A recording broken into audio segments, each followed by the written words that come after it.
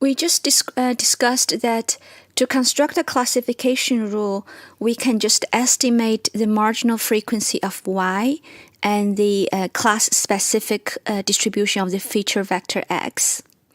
Now, how to estimate them or model them? For pi k is easy because that's just a frequency for a discrete random variable y. Fk is a distribution over the p-dimensional feature. Now, if x is continuous, a natural choice would be a normal distribution. So suppose given y equal to k, and let's model the p-dimensional feature x for this case class as a multivariate normal distribution with mean mu k and covariance matrix sigma sub k. And starting from this slide, I'm going to start to use boldface symbol on x just to remind you that this is actually a p-dimensional vector. So the mu k is also a p-dimensional vector. That's the mean of this multivariate normal distribution. And sigma k is a p by p covariance matrix. As you're going to find out in our calculation, what's relevant is the inverse of this covariance matrix.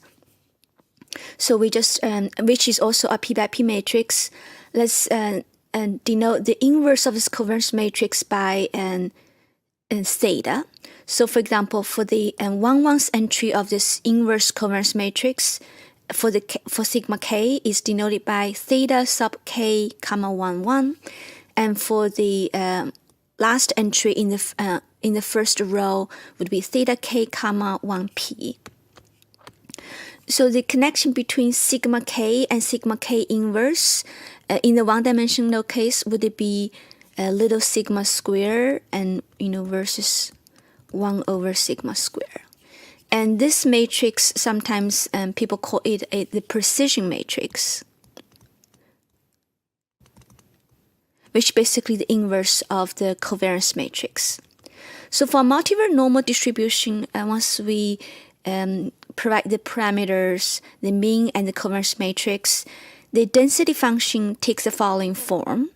So it's 1 over square root of 2 pi raised to the power p, because it's a p-dimensional normal, and 1 over the determinant of this covariance matrix and take a square root.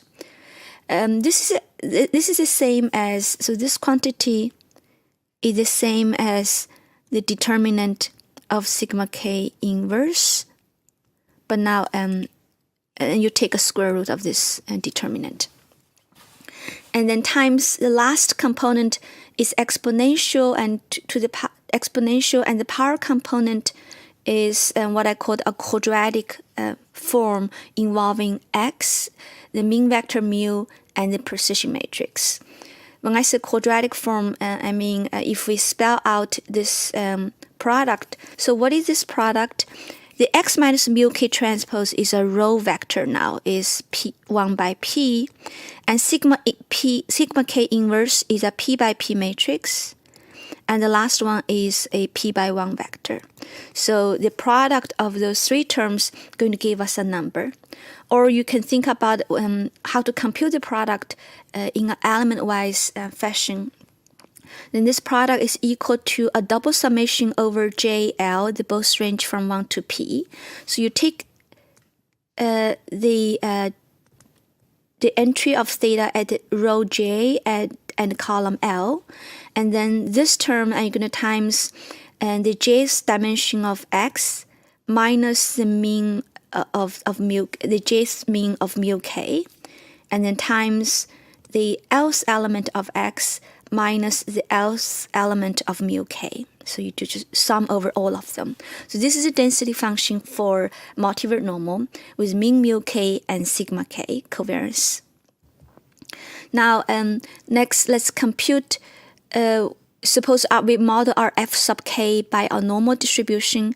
As we mentioned before, we wanted to compute the product, and that's proportional to e to the power minus, I basically take log, I just e to the power minus a half 2 times log pi k f k.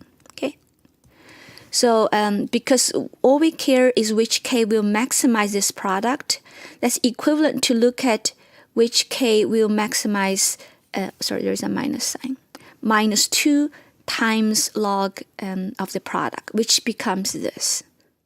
So it's enough to compute d sub k. For every x, we just compute the d sub k. Then we're going to find out which k will minimize, which k will achieve the minimum, and then that will be the class label we're going to predict. Because we wanted to find k to maximize this, and that's equivalent to minimize the dk. Okay, so what the dk looks like is 2 times minus log fk minus log pi k. You can go back to look at, pause the video and look at the expression of fk, and you're going to find out the dk, which is a quantity we'll eventually compute, is equal to the sum of 3 terms. The first term is a quadratic term I mentioned before, involving both the feature x, mu k, and sigma k, and it's also known as the Mahalanobis distance between a data point x and the center mu k. In the ordinary Euclidean distance between a p-dimensional vector x and another p-dimensional vector mu k, the ordinary L2 distance will look like this. But we know that if somehow the p-dimensions are of different variance, we should compute it this way. We should change this one to x minus mu k and transpose. This is a row vector. And then times a diagonal matrix, and this is x minus mu k, the row vector. So what is in the diagonal? This is what's in on the diagonals of this matrix, and the diagonals should be 1 over sigma j squared. That's the variance of the jth dimension. But we can consider something even more complicated than this simple normalization over each dimension, because those features could be correlated. So what we need to put here is actually the inverse of their covariance matrix. So that's where we got this quadratic form. And then the other 2 terms are self-explained. The second one is the log of the determinant of the covariance matrix, and the last term involving the frequency for the case class. So the classification rule we just described previously is called quadratic discriminant analysis.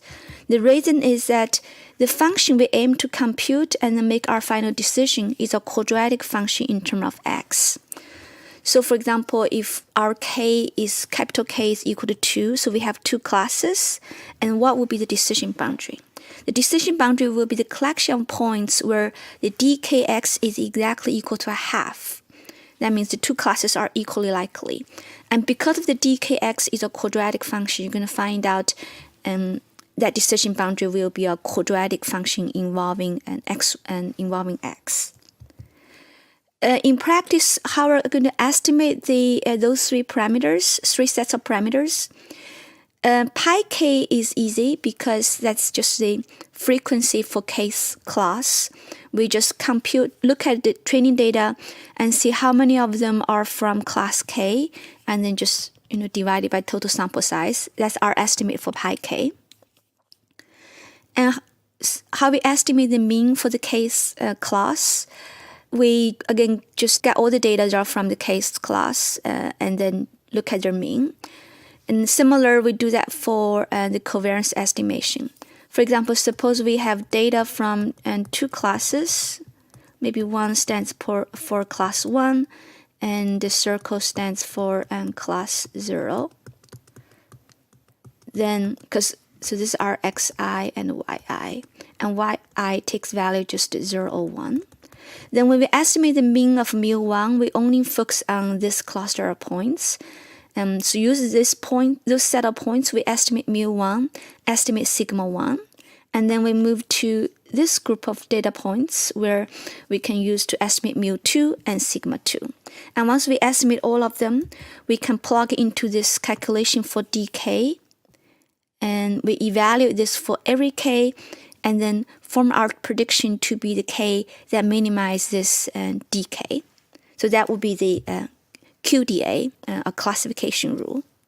One thing I need to mention that after we estimate the pi, mu, and sigma, and we plug into the calculation for decay, you're going to find out what's relevant is not sigma, but sigma inverse. We mentioned that before, right? So what's relevant in the calculation is sigma k inverse. So it is possible sometimes when the sigma k you just estimated is not invertible. For example, you can find out this would happen if p is really large, because the sigma k is a p by p matrix, but its rank is at the most nk minus 1, because this is computed based on nk observations, because you remove the mean, so you lose one more degree of freedom. So the real rank for sigma k would be the minimum of p and nk minus 1. So if p is really large, and it is possible the rank of sigma k is less than p, so you cannot invert that matrix. But this is relatively easy to fix. You just estimate your sigma k, and you just plus a small number eta times an identity matrix p by p, and then take inverse. So you can, this one definitely is invertible because you add a diagonal matrix now. So you can just use that one to replace the sigma k inverse.